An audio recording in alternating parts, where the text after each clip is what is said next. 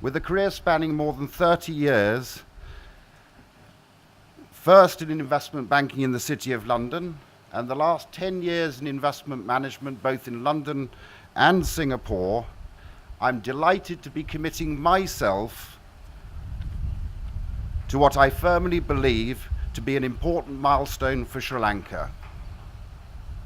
This is not just another building, but a symbol of renewed investor confidence both in the future of Sri Lanka, its growth potential, as well as the aspirations of her people. It represents a vote of confidence in Sri Lanka's construction industry, the development of a megapolis, and the growth of tourism.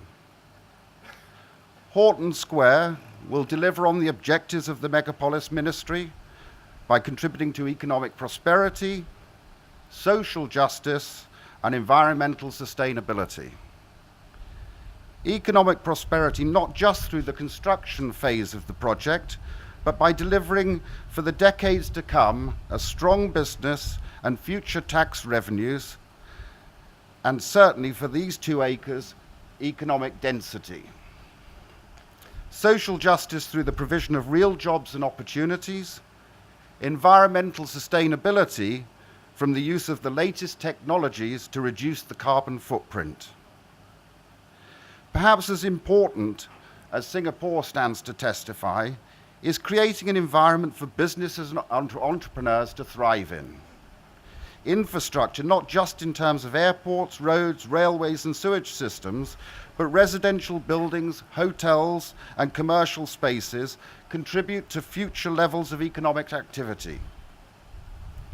Horton Square will represent a symbol of confidence in Sri Lanka, and other international investors will surely follow.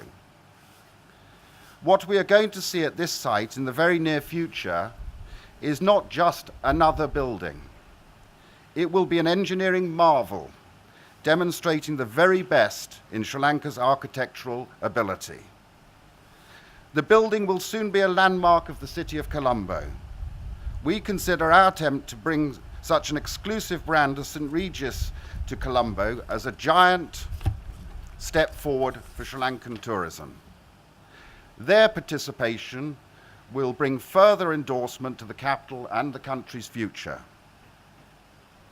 All projects and opportunities like Horton Square start from humble beginnings and require an inordinate amount of work to bring them to fruition. They can be derailed at any moment and for multifarious reasons, not normally within the control of the project management team, the architect, or the construction company. It's all too easy for investors to be spooked and withdraw funding for landmark projects.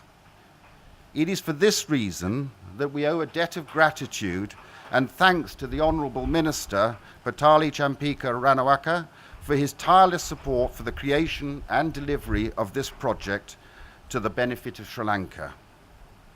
The leadership he has shown and the commitment demonstrated in ensuring the efficient functioning of all of the institutions that fall under his very able hands are truly commendable indeed. With efficient and committed ministers like the Honourable Champika Ranawaka, our consortium of investors, which includes Malaysians, Singaporeans, and Europeans, are proud to tell the world Sri Lanka is open for business. I sincerely thank the Honourable Minister and his officials, including the Honourable Secretary to the Ministry and the Chairman of the Urban Development Authority. I also want to place on record the very professional and transparent manner in which the UDA is currently functioning. This demonstrates the spirit of good governance, and that is the most important factor for foreign investors like us who are determined to invest in Sri Lanka. Our consortium of investors is committed to undertake more large-scale projects and investments in the real estate sector once this project is successfully implemented, a testament to previous comments. Yes, there is always speculation and doubt created by negative people about the Sri Lankan real estate sector, which is now growing rapidly.